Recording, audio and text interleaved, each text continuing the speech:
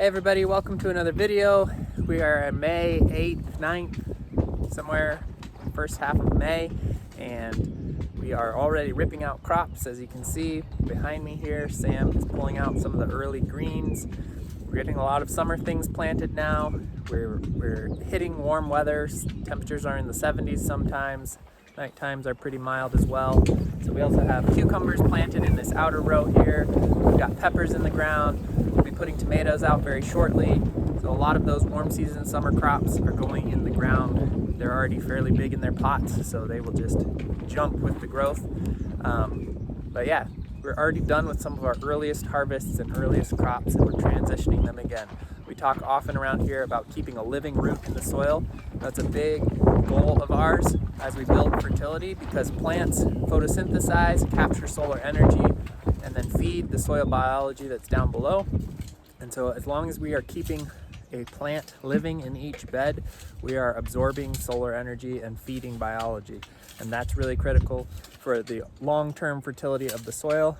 So we never want to leave a bed bare for too long. We want to be not only increasing the fertility by adding things like compost and minerals, but also allowing the plants to continue to build and cultivate those biological populations by keeping living things in the ground all the time. So we have very tight management around here. We're always moving from one crop to another crop very rapidly. And right now you can see that in action, where we're getting to second plantings in a single bed. Some of these beds will get multiple plantings, 3, maybe even 4 over the course of the season. And all of that is just designed to make sure we're maximizing our space, which maximizes the use of our cultivated ground and gets the most crop out of the smallest space. But it also maximizes our ability to build fertility in this place as well, which is of course the long-term goal. And of course, building that fertility in this soil eventually contributes to the health of the people who are eating from this soil. So building this up for future food, for future health, for all the people that are connected to our farm and use us as a source for their health. So that's what we're doing. Other than that, it's a lot of the same things. Laying down tons of compost. Jed's over here putting compost on beds, broad forking the beds, opening up the ground for deep root penetration, and just building fertility and planting things out. That's the spring game around here. Tons and tons of planting, tons and tons of compost, and but obviously moving into a second wave of things now with the summer crops going in and first crops coming out. So still on that upward trajectory of the work of early spring planting and fertility applications, but moving into the second wave where it becomes summer crops and second crops and turnover and ripping crops out as well. So it's getting more and more busy, and that will just continue into the summer when we're both planting fall crops, ripping out spring crops, tending and trellising and cultivating summer crops. It becomes very busy where we've got a whole lot of things going on at once. So getting into that now. Spring greens in these tunnels are being harvested. These are some of the early ones. They will be coming out soon, but there's still some more harvesting to do there. They're looking good though. You can see multiple tunnels all stretching out from here. A lot of them have greens in them at various stages of maturity.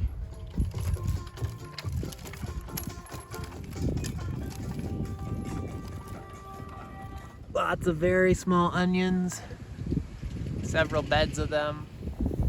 These broccoli plants are sizing up quite nicely. Here's some of the earlier plantings. They don't need much protection anymore. And right beside them, another planting, a little bit smaller, still growing. We've got peas and tons of garlic. The garlic is getting big. Lots of plantings all over the place. Tons of tiny greens over there. Here are those cucumber plants. Small and fragile inside tunnels though, and just getting ready to push out roots and grow big, where they'll be trellised up to this wire here. So we'll get plenty of growth in them on this sunny side of the tunnel over the next couple months. And get rid of those. Got these early pepper plants all spaced out in this tunnel. They will be trellised up as well, with some weed suppressing fabric in between, just to keep the ground protected in these tunnels. I love these fresh greens plantings. They're so tidy at this early point in the spring. Little rows coming up perfectly. Weed free too. Daniel's getting ready to spread compost with the compost spreader.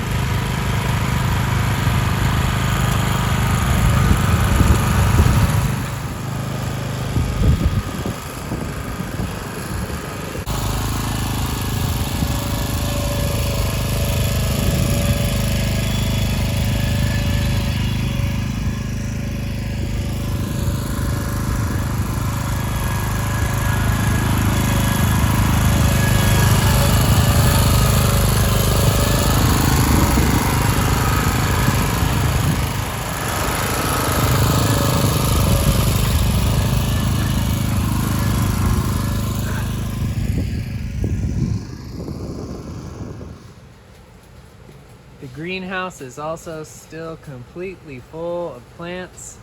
Big tomato plants at the end, tons of onions and leeks in the middle, tomato plants here in the alleyway. So lots of stuff still to go out into the ground. Daisy and Aurora are comfortable in the sun these days. They've shed most of their winter coat and are hanging up here in the winter paddock, chewing their cud and relaxing. They've got one more bale of hay to eat from while we wait for the grass in the pasture to be ready, but it is getting close. Pretty soon they'll be grazing the fresh stuff. Here in the pasture, the grass looks really green, especially from this low angle. The sun kind of behind it makes it really pop, and it is getting very close. We'll probably be putting the cows out in a number of days. We've moved the egg-laying chickens coop up here, and we'll be transferring them out to that maybe tonight or the next night. Now that the ground has dried, the rain has stopped, and the grass is ready. It's later than I would have liked, but that's what happens in some years. But yeah, it's definitely green out here, and the cows are ready for it, and pretty soon we'll start that constant rotation of the cows. This year it's been a really big challenge trying to find feeder cattle for ourselves. We usually do beef and we do a lot of rotational grazing. This year it's been very challenging to find feeder cattle that are up to our standards as far as health and management practices. It just didn't work out with some of the suppliers we've used in the past, and finding more of what we need is not easy.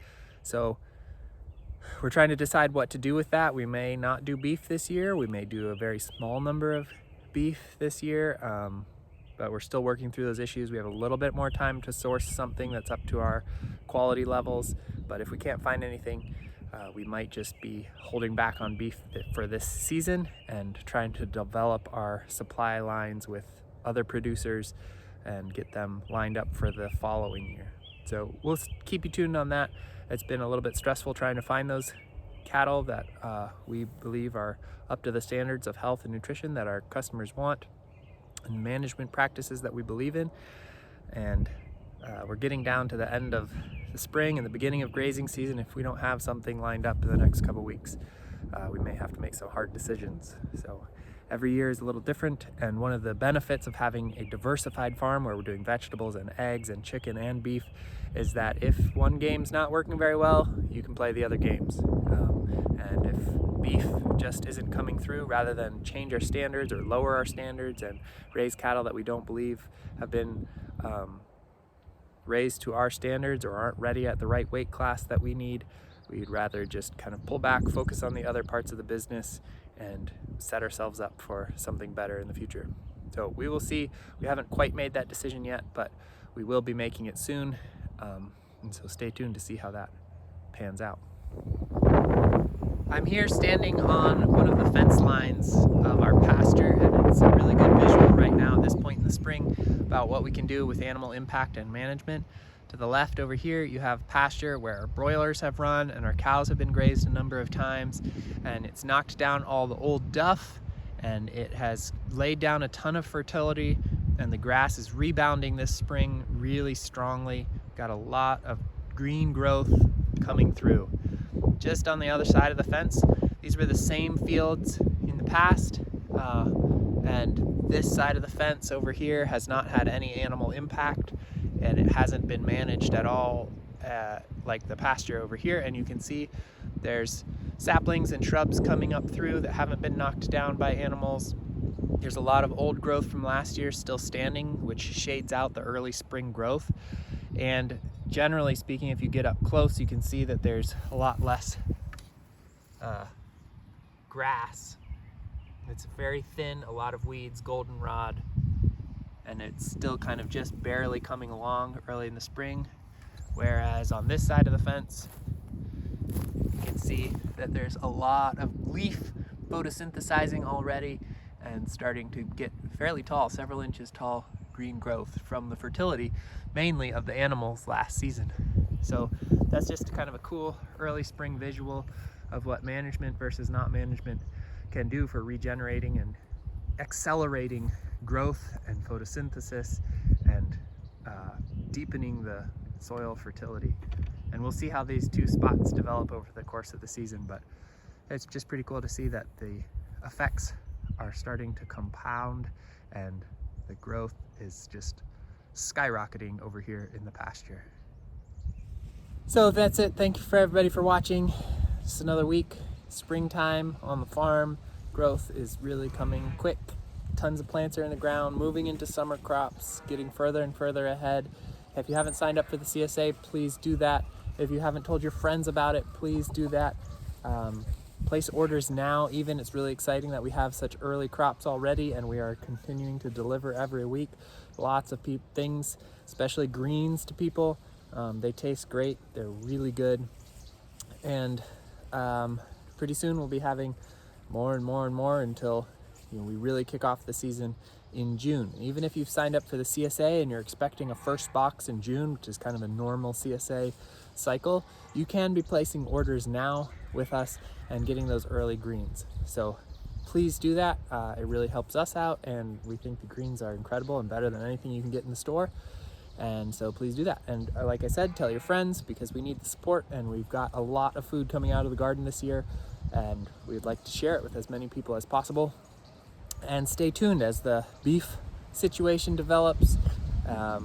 Keep us in mind as we're looking for cattle that fit our management philosophies and our health requirements. And we will definitely have chicken this year. We will definitely have eggs this year. We will definitely have some ground beef this year, but there's still some question around sourcing that beef. And we've got some leads on some things, so we're working on those right now, but we will let you know as that situation unfolds. And stay with us. We'll see you next week.